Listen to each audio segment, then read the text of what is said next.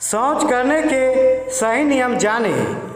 लोगों की सारी बीमारियों का जड़ सही समय पर पसीना, मूत्र, मल जैसे ये तीनों विषाक्त तत्वों को शरीर से न त्यागना है। इसलिए सही समय पर हमारे शरीर से विषाक्त तत्वों को पसीने, मूत्र तथा मल के रूप में बाहर निकालना बहुत ही जरूरी होता है। चूँकि ये विषाक्त तत्वों को शरीर में ज़्यादा देर तक रोकने पर हमारे स्वास्थ्य पर इसका बुरा प्रभाव पड़ता है और साथ ही शरीर में जमा ये विषाक्त तत्व शरीर में विष को बढ़ावा देता है।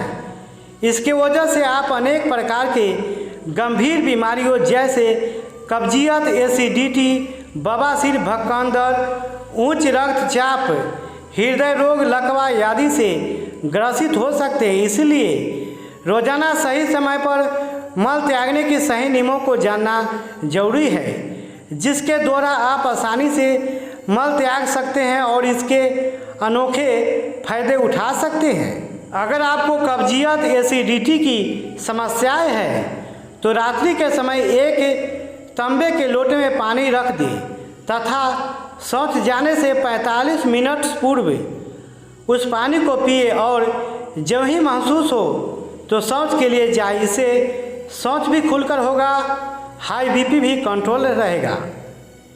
जब शौच के लिए जाए तो घुटने के बल बैठकर ही मल त्यागने का प्रयास करें। चूँकि जब आप घुटनों के बल मल त्यागने के लिए बैठते हैं तो ऐसी स्थिति में गुरुत्व बल सही तरीके से काम करता है तथा हमारा सीना भी विषाक्त तत्वों को बाहर धकेलने में मदद करता है, जिसके वजह से हमारे शरीर का बेकार पदार्थ और भी तेज़ी से पूरी मात्रा में शरीर से बाहर निकल जाता है।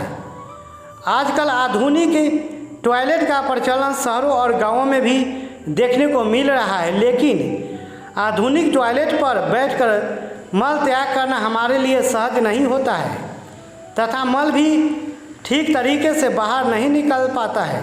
वहीं दूसरी ओर देसी तरीके से शौच के लिए बैठते हैं तो मल द्वार का रास्ता अच्छी तरह से खुल जाता है, जिससे मल भी आसानी से बाहर आ जाता है तथा जोर भी लगाने की आवश्यकता नहीं पड़ती है, जिसकी वजह से बवासीर का खतरा कम हो जाता है और तनाव भी नहीं रहता है।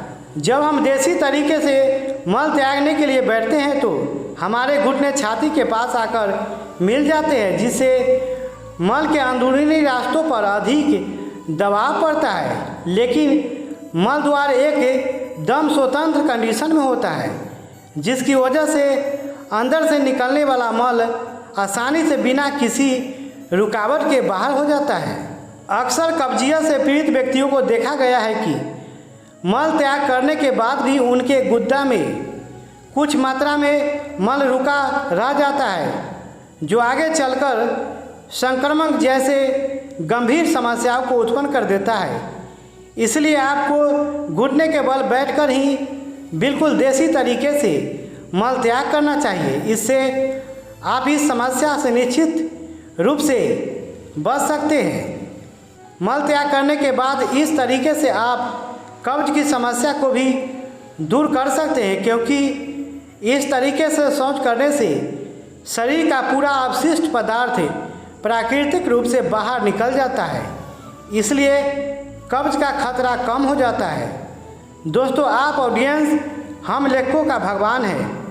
आप लोग के दुआ के बिना कुछ भी नहीं हो सकता, इसलिए आप लोगों से रिक्वेस्ट है, प्लीज़ चैनल को सब्सक्राइब, वीडियो को लाइक और शेयर करने का कष्ट करें। धन्यवाद।